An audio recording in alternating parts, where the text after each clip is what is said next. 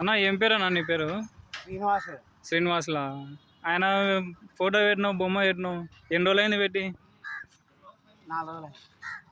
ఎవరైనా తెలుసా నీకు? 100 మందిని ఒకటే గంటలో చంపినాడు. 100 మందిని ఒకటే గంటలో చంపినాడు. ఆయన కత్తే 50 కేజీలు ఉంటుందంట. శ్రీనివాసులా నీ పేరు? ఏం చదువుకున్నావు? చదివేం లేదు. చదివేం లేదు.